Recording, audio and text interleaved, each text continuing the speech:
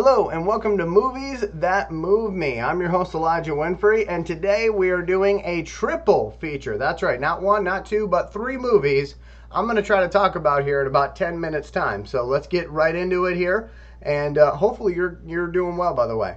Hopefully you're doing well. So the filmmaker that I'm going to talk about today, because all three of these movies are by the same filmmaker, is Quentin Tarantino. He is somebody who I find to be hugely inspirational. I would consider myself a big fan of his work. And these three films are a part of a trilogy that I don't think will ever appear in a box set. But if they did, even though I already own them, I would definitely run to the store and get this box set. But I am talking about Quentin Tarantino's Revisionist History. Okay? And let me just be very clear when I say this, because I know there are some Tarantino fans who would kind of gravitate towards the Pulp Fiction, Kill Bill, and Reservoir Dogs, maybe Jackie Brown, films like that. For me, I like all those films. I own all those films outside of Kill Bill. I own all those other ones though. These three that I'm going to talk about today, I love because I also am a big fan of history and the what if scenario. So that's why I call these three the Revisionist Trilogy. He doesn't call it that. I call it that. Okay?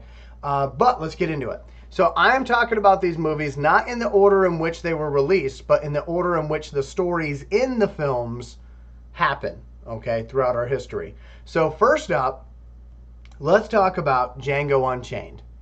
Now, Django Unchained for me is a rarity, okay? What I mean by that is I am not a huge fan of Western films, specifically Western films that take themselves too seriously. I like comedic Westerns. I like Three Amigos. I like Wild Wild West. I know a lot of people don't like that movie, but I love that film. I like, Million Ways to Die in the West. I like Desperado. I like Zorro. Different films like that, where there's a kind of a balance between seriousness and comedy, okay? I like that in my Western movies. I look for that in my Western movies. There are some, though, that, man, they just want you to be serious the entire time, and that's not really my jam. So for me, Django Unchained hit both those chords for me. It was very, very comedic. It was also very, very serious when it needed to be. And I gotta say that I love the way that they handled the hero of our story, because they could have done this in a way that would have seemed distasteful, but to me they didn't.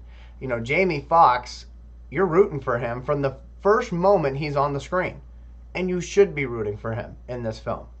It is a love story at the end of the day. He's trying to go get his woman and his freedom. And for me, I loved both of those things. And I thought Jamie Foxx, and I don't know if he was nominated for an Oscar or not, so I could be saying something and someone in the comments could be like, he was nominated.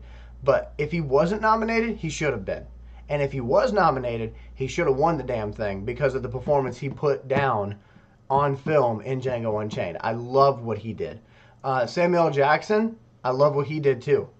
And I will tell you, because I don't want to risk ruining the film for you if you haven't seen it, when you watch it, not all things are the way they appear when you first see them, okay? That is really true with Samuel L. Jackson. Again, I don't want to ruin the film if you haven't seen it. Leonardo DiCaprio plays one of the most despicable villains I have ever seen. And it was a hugely inspirational thing to me watching Leonardo DiCaprio's performance in that movie, because I was able to take some of his mannerisms and some of the ways that he said things and the way that his character carried himself, and I was able to kind of modify it to fit what I'm trying to do and use it whenever I was playing the character Johnny Love in my first film, Ballad of Billy Badass, which if you go watch that movie, and I hope you do, you will be able to see what I'm talking about in that. I didn't steal from it, but I was able to kind of take the inspiration from it and kind of turn it into my own thing in a way. So that was hugely inspirational to me.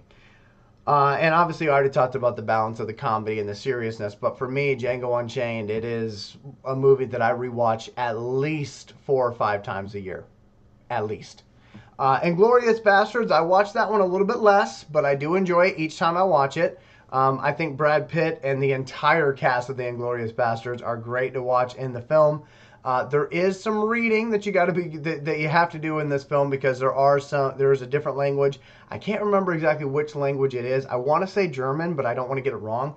But there is a different language, so you will have to do some reading. But if you're okay with that, it is a really, really good movie. And again, it is revisionist history because in Django Unchained, you obviously have the slave who becomes the hero in the story. Obviously, that didn't happen a ton throughout our history, unfortunately, but we get to, see it happen in Django Unchained.